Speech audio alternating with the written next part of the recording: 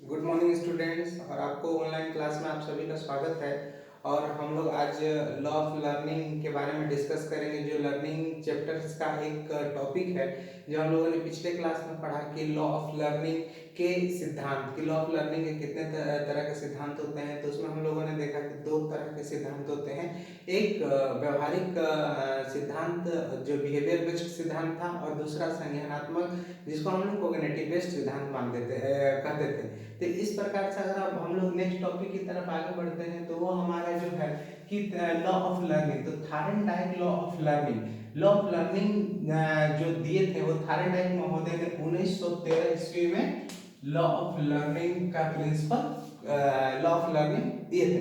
थायरनडाइक महोदय ने अपने अध्ययन में जो उनका एक्सपेरिमेंट था, जिसको हम लोग ट्रायल एरर भी बोल सकते हैं के नाम से भी जाना जाता है, एसआर बॉन्डिंग के नाम से भी जाना जाता है, इस या फिर इसको हम लोग कंडीशनिंग थ्योरी के नाम से भी जानते हैं। तो इस तरह से संबंधवाद, जिस भी लर्निंग में अगर संबंधवाद का जिक्र होता है वो थायरनडाइक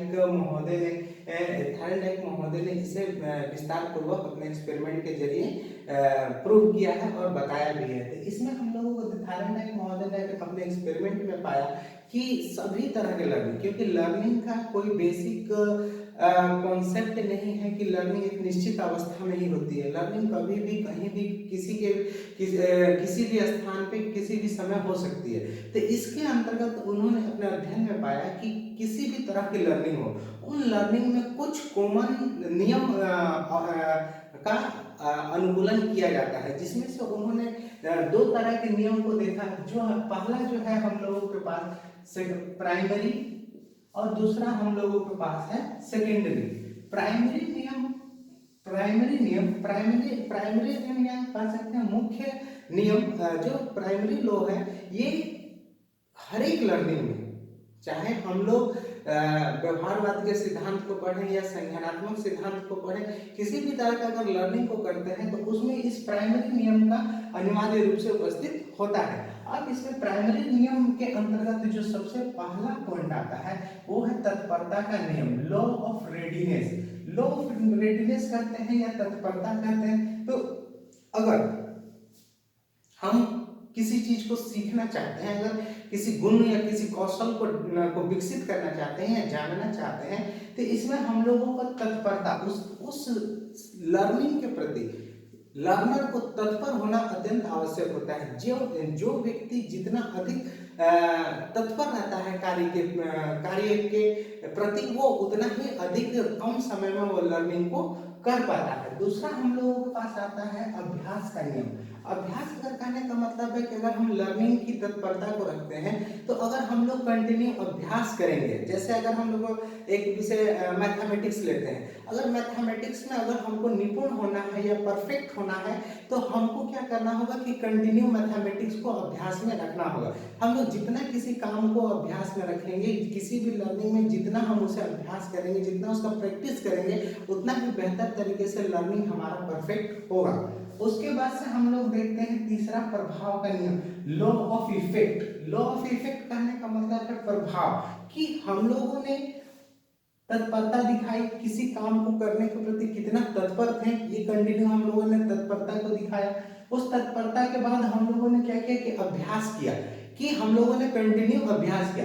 अभ्यास के बाद एक इफेक्ट, कि उसका इफेक्ट हमारे ऊपर क्या पड़ता है, सकारात्मक पड़ता है, नकारात्मक पड़ता है। जिस भी तरह का अगर इफेक्ट पड़ता है वो इफेक्ट हमारे लर्निंग को स्थिरता या आत्मसात करने में बल देता है। जैसे मान लीजिए कि हमें बीएड का कोर्स करना है, तो बीएड का कोर्स करना क्या हुआ कि बीएड के सिलेबस को कंप्लीट करना।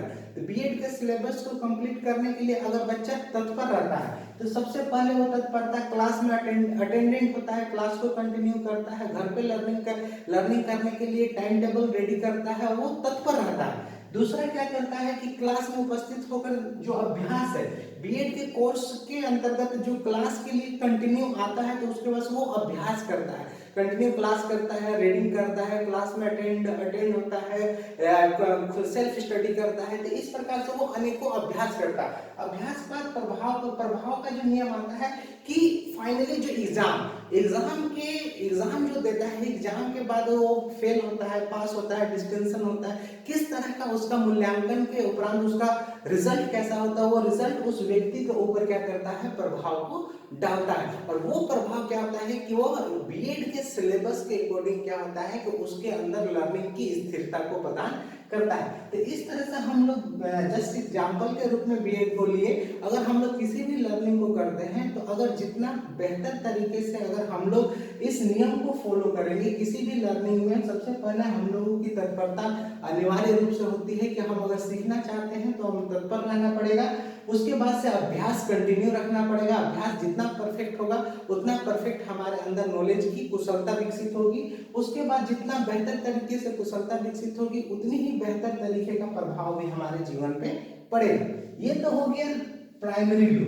थारेनडाइक महोदय के अनुसार जो ये प्राइमरी लो है ये सभी लर्निंग में मुख्य रूप से उपस्थित होता है। अब इसके बाद से आता है सेकेंडरी लो। सेकेंडरी लो कहने का मतलब है कि ये सेकेंडरी लो परिस्थिति या इन्वायरमेंट या लर्निंग के अकॉर्डिंग ये बदलते रहता है। ये इसमें कोई फिक्स नहीं होता है। ये आज 5 भी हो सकता है, 4 भी हो सकता है, 6, 7, 8 भी हो सकता है। तो इसमें ये क्या होता है, सेकेंडरी लो क्या होता है कि चाहे लर्निंग के अकॉर्डिंग, परिस्थिति के अकॉर्डिंग, लर्नर के अकॉर्डिंग, और इस तरह से क्या होता है कि ये कंटिन्यू बदलता रहता है। तो इसमें जैसे हम लोगों के पास जो पहला है बहु अनुक्रिया, मल्टीपल रिस्पॉन्स। अब यहाँ पर बहु अनुक्रिया मल्टीपल रिस्पॉन्स,